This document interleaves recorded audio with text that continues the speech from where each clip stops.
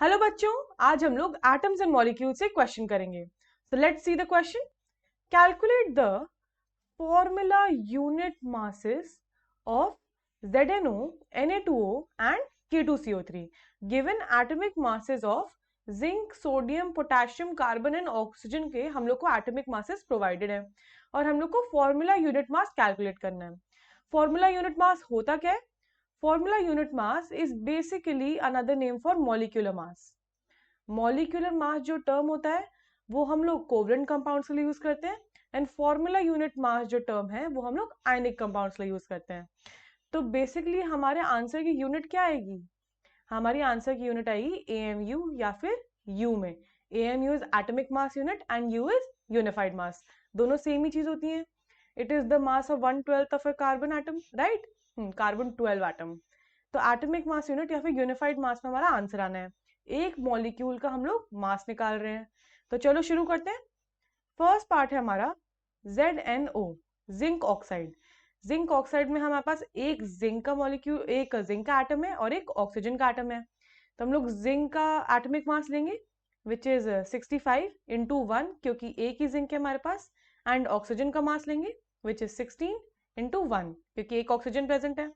तो हमारा आंसर क्या आ जाएगा? 65 प्लस 16 विच इज 70, 81। 81 क्या आएगा? AMU या फिर U में। ओके, क्योंकि हम लोग एक मॉलिक्यूल का मास निकाल रहे हैं। ठीक है, चलो next part. Next part is Na2O। Na2O में हमारे पास 2 सोडियम है और एक ऑक्सीजन है। तो सोडियम का atomic mass is 23, will multiplied by 2, क्योंकि 2 एटम्स है हमारे पास सोडियम के, प्लस 16 इंटू 1, क्योंकि हमारे पास ऑक्सीजन का एक एटम है। So we will get 46 plus 16, which will be 62 AMU. Unit मत भूलना। Okay, third part is K2CO3। K2CO3 में हमारे पास 2 पोटेशियम है। तो हम लोग पोटेशियम का कितना दे रखा है? हम लोग को 39 दे रखा है। 39 इंटू 2 करेंगे, प्लस कार्बन एक है हमारे पास, कार्बन का 12 होता है, 12 इंटू 1 करेंगे, plus oxygen which are 3 number. तो हमारा 16 इंटू 3 आ जाएगा। इसका क्या आएगा?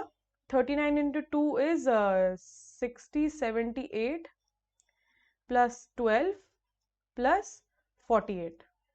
तो हमारा आ गया 9138 AMU हमारा आंसर आ गया। यहाँ पे बस ये समझने वाली बात थी, क्योंकि कैलकुलेशन तो सब कर सकते हैं। समझने वाली बात क्या थी? फॉर्मूला यूनिट मास जो है वो मॉलिक्यूलर मास का ही दूसरा नाम है। तो हमारे आंसर की यूनिट क्या होगी? AMU या U में। ग्राम में जब देते हैं, जब 1 मोल का मास मांगा होता है, राइट?